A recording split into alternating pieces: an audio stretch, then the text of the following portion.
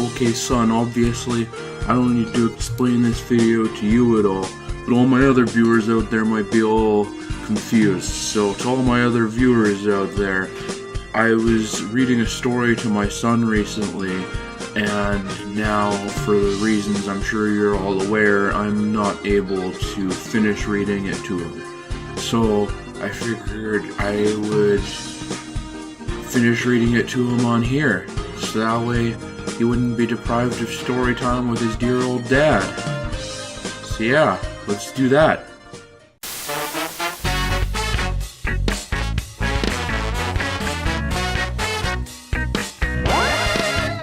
Alright son, here we go. Chapter 3, The Most Beautiful Car in the World. Well, the next day, Jeremiah and Jemima had to go off boarding school. Had to go off to boarding school. So they never saw the arrival of the new car, or rather, of the ruins of it, as it came bumping and crashing down the lane behind the tow truck. But Mimsy wrote and told them of how it disappeared at once into Commander Pot's workshop, and how their father then locked himself inside with it, and only emerged to eat and sleep. Oh, hold on just a sec. Just a moment, son. I'm sorry.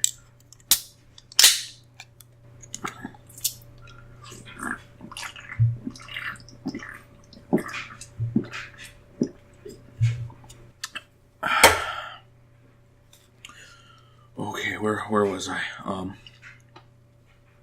For 3 months, the whole of the summer term, Commander Pot worked and worked secretly on the wreck of old Paragon, and Mimsy said that much smoke came out of the chimney, and often lights shone all night through the windows, and mysterious packages arrived from engineering factories all over England, and disappeared into the workshop through the locked doors.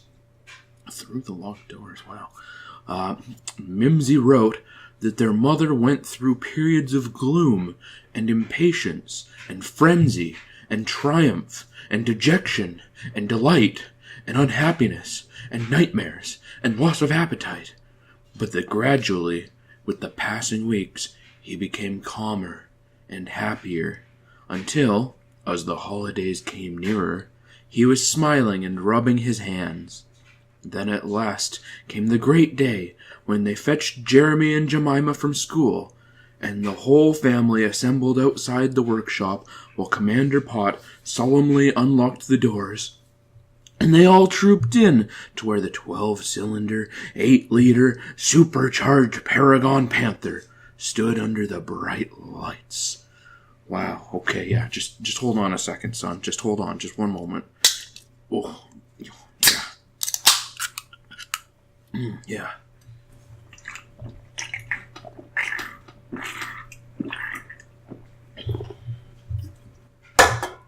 Oh, boy. That is the spot. Okay, where were we here? Yeah, so,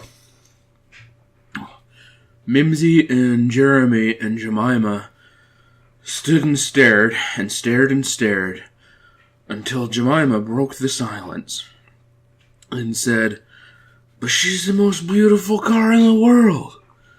Mimsy and Jeremy just nodded their agreement and excuse me, I'm so sorry. Mimsy and Jeremy just nodded their agreement and looked the Paragon with round and shiny eyes. And she was beautiful. Every single little thing had been put right, and every detail gleamed and glinted with new paint and polished chromium, down to the snarling mouth of the big boa constrictor horn. Wow, this is a really exciting story, son. This is taking a turn I never expected. Let's continue on here.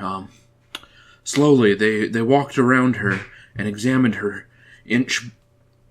Excuse me.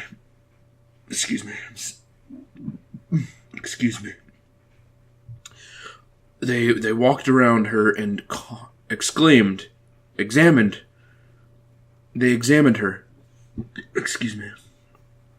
inch by inch, from the rows and rows of gleaming knobs on the dashboard to the brand new dark red leather upholstery. From the cream-colored collapsible roof to fine new tires, from the glistening silver of the huge exhaust pipes snaking away from the holes in the bright green bonnet to the glittering number plate that said GENII. And silently they climbed in through the low doors that opened and shut with the most delicious clicks. Delicious clicks. And Commander Caractacus, Pot, sat behind the huge driving wheel, with Mimsy beside him in her own bucket seat with an armrest, and Jeremy and Jemima got in the back and sank down amongst the big, soft red leather cushions and rested their arms on their own armrest between them. Wow. I think they're about to go for a drive, and that seems like an exciting jumping on point, so I better save the rest for next time. This is a little overwhelming here. The words don't seem to stay in place, so it's a little hard to read just this exciting story for you sons. So let's just hold off till next time, and I look forward to when I can see you again and hold you in my arms. I miss you. I love you. And God bless you.